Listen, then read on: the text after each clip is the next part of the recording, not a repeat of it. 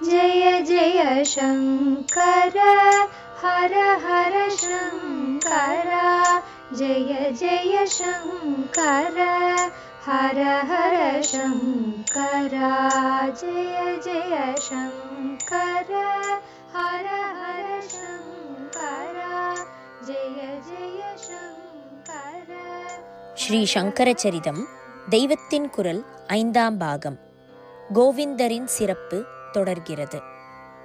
குரு ரத்னமாலாவில் உள்ள கோவிந்த பகவத்பாத ஸ்துதியில் அவருடைய பூர்வாதாரங்கள் அவ்வளவையும் அடுக்கிக் கொண்டு போயிருக்கிறது.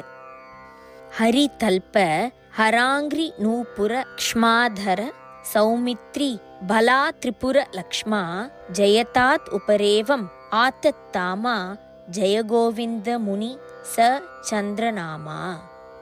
சந்திரநாமா அதுதான் பூர்வாசிரம பேர். ஜெயகோவிந்த முனி அது உத்தராசிரம அதாவது பிற்கால ஆசிரம பேர். ஜெய என்பது இங்கே பேரோடையே சேர்ந்திருப்பது. ஜெயராமன் என்பது போல ஜெயகோவிந்தா என்பதையே அவருடைய பெயராக சொல்லி இருக்கிறது. இப்படி ஏன் சொல்லணும்? வெல்க வெல்க என்று போற்றி கூறும் அர்த்தத்தில் ஜெய என்பதை தனி வினை சொல்லாக பிரித்து கோவிந்த முனியே வெல்க என்று ஏன் சொல்லக்கூடாது என்றால், ஸ்லோகத்தின் பின்பாதி ஆரம்பத்திலேயே ஒரு போற்றி சொல்லியாகிவிட்டது. ஜெயதாத் என்று பின்பாதி ஆரம்பித்ததற்கு வெல்க என்றுதான் அர்த்தம்.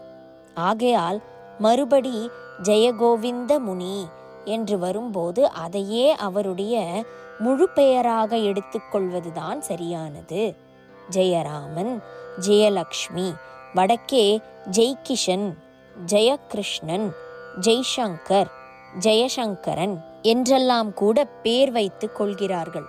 இவை மாதிரி ஜெயகோவிந்தர் என்றே பெயரை சொல்லியிருக்கிறது. ஒருவர் உயிரோடு இருக்கும்போது அவருக்கு ஜெய கோஷம் செய்தால் அவர் காரியம் எல்லாம் வெற்றிகரமாகட்டும் என்று அர்த்தம். ஜேய் ஜேய் என்று இப்படி பல பேருக்கு கோஷம் போடுகிறோம். மறைந்து போனவர்களுக்கு ஜேய் போட்டால் என்ன அர்த்தம்?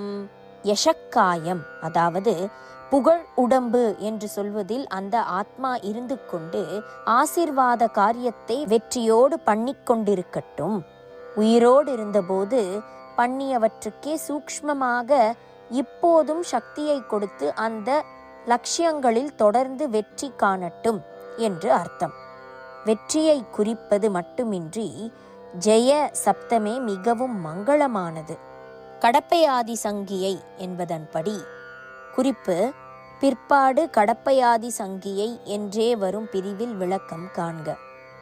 ஜ ய என்ற எழுத்துக்கள் 18 என்ற எண்ணிக்கையை குறிக்கும்.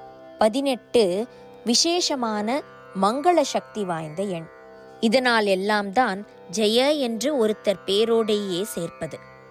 மனுஷ குழந்தை மாதிரி இருந்த ஆச்சாரியாளை சந்நியாசியாக்கி நிஜமான ஆச்சாரியாளாக ஆக்கியவரின் பேருக்கு ஜெய சேர்க்காவிட்டால் யாருக்குத்தான் சேர்ப்பது?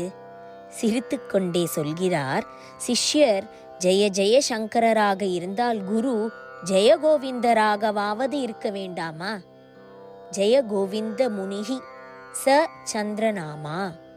ஜெயகோவிந்த முனியாக ஆவதற்கு முன் அவர் சந்திரநாமாக்காரராக இருந்தார். அதுவும் இதே பிறவியில்தான். அதற்கு முந்தி ஆதிசேஷனாயிருந்தார். இதைத்தான் ஹரி தல்ப ஹராங்கிரி நூபுர க்ஷ்மாதர என்று அவர் செய்யும் 3 வித காரியங்களால் தெரிவித்திருக்கிறது. ஆதிசேஷன் விஷ்ணுவுக்கு படுக்கை அல்லவா, அதுதான் ஹரிதல்பம். அவரே சிவன் நர்த்தனம் பண்ணும்போது அவர் பாதத்தில் சிலம்பாக சுற்றி கொண்டிருக்கிறார் என்றேன் அல்லவா, அதுதான் ஹராங்கிரி நூபுரம். அவர் செய்யும் இன்னொரு பெரிய காரியம் இந்த பூமி முழுதையும் தம்முடைய 1000 சிரசினால் தாங்கிக் கொண்டிருப்பது. க்ஷ்மாதர என்று இதைத்தான் சொல்லியிருக்கிறது. பூமாதேவி எல்லாவற்றையும் பொறுமையுடன் தாங்கிக் கொள்கிறாள் என்றால் அவளையும் ஆதிசேஷன் தாங்கிக் கொண்டிருக்கிறார். க்ஷ்மா என்றால் பூமி, அதில் இருந்துதான் க்ஷமா அதாவது பொறுமை என்பது வந்தது. பொறுமைக்கு பூமாதேவி. தன்னை வெட்டுகிறவர்களையும் தாங்குகிறது பூமி. க்ஷ்மாவையும் தாங்குவதால் ஆதிசேஷன் க்ஷ்மாதரர். இந்த ஆதிசேஷ ஸ்வரூபம்தான் கோவிந்த பகவத் பாதாளின் ஆதி ரூபம்.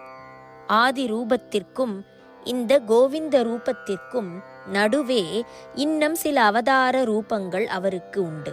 என்னென்ன? சௌமித்ரி, பலா திரிபுர. சௌமித்ரி, பல, அத்ரிபுத்திர. சௌமித்ரி என்றால் சுமித்ரா புத்திரனான லக்ஷ்மணர்.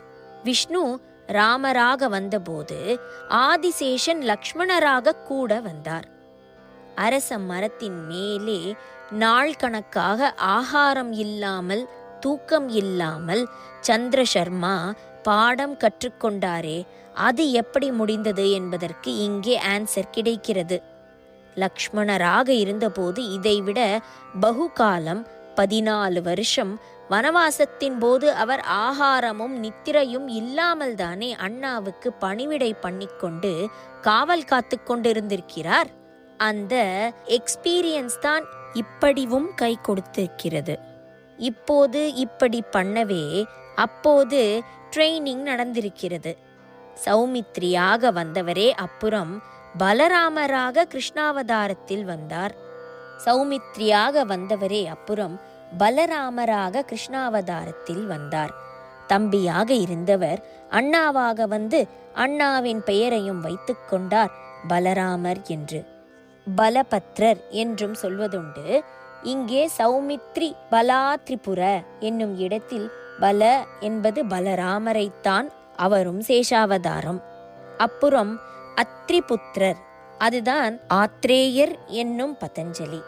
ஹரியின் படுக்கையாக, ஹரனின் பாதசரமாக, பூமியை தரிப்பவராக, லக்ஷ்மணராக, பலராமராக, பதஞ்சலியாக வந்தவர்தான் சந்திரசர்மாவாக பிறந்து கோவிந்த முனியானவர். இப்போது அவர் நர்மதா தீரவாசியாக ஆனார். அதைத்தான் உபர் ஏவம் ஆதத்தாமா என்று சொல்லியிருக்கிறது. தாமா என்றால் இருப்பிடம், ரேவா என்பது நர்மதைக்கு இன்னொரு பெயர். உபர் ஏவம் என்றால் ரேவாவுக்கு பக்கத்தில், அதாவது நர்மதா தீரத்தில் வாசஸ்தானத்தை உடையவர்தான் உபரேவ மாதத்தாமா. இத்தகைய பல ரூபங்களை கொண்டவர் விஜயம் பண்ணட்டும். ஜெயதாத் அவருடைய பேரும் கீர்த்தியும் எப்போதும் வெற்றிகரமாக விளங்கிக் கொண்டிருக்கட்டும். இப்படி ஸ்லோகம் சொல்கிறது. கோவிந்தரின் சிறப்பு முடிவடைகிறது. ஜெய ஜெய சங்கர, ஹரஹர சங்கர, மகாபெரியவா சரணம். जय जय शङ्कर हर हर शङ्कर जय जय शङ्कर हर हर शङ्कर जय जय शङ्कर।